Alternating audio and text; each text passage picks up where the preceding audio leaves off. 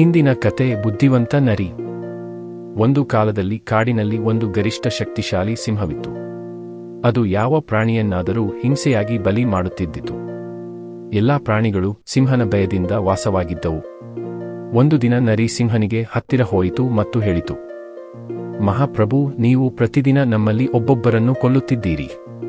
ಈ ರೀತಿ ನೀವು ಎಲ್ಲರನ್ನೂ ಕೊಂದರೆ ಮುಂದೇನು ಇರುತ್ತದೆ? ನಾವು ಒಂದು ಒಪ್ಪಂದ ಮಾಡೋಣ. ಪ್ರತಿದಿನ ನಾವು ನಿಮಗೆ ಒಂದು ಪ್ರಾಣಿ ಸ್ವಯಂ ಬಂದು ಬಲಿ ಆಗುತ್ತವೆ. ನೀವು ಅದನ್ನು ಮಾತ್ರ ತಿಂದು ತೃಪ್ತರಾಗಿರಿ. ಸಿಂಹನಿಗೆ ಇದು ಸರಿ ಅನಿಸಿತು. ಆದರೆ ದಿನಗಳ ನಂತರ ಒಂದು ದಿನ ನರಿ ತನ್ನವೇ ತಾನಾಗಿ ಬಲಿಯಾದಂತೆ ಬಂದು ತಡವಾಗಿ ಬಂತು. ಸಿಂಹ ಕೋಪಗೊಂಡು ಕೇಳಿತು, ಇಷ್ಟು ತಡಕ್ಕೆ ಏನು ಕಾರಣ? ನರಿ ಚಾತುರ್ಯದಿಂದ ಉತ್ತರಿಸಿತು, ಪ್ರಭು, ನಾನು ಬರುವ ಮಾರ್ಗದಲ್ಲಿ ಇನ್ನೊಂದು ಸಿಂಹ ನನ್ನನ್ನು ಅಡ್ಡಗಟ್ಟಿ, ಈ ಕಾಡಿನ ರಾಜ ನಾನು ಎಂದು ಹೇಳಿದರು.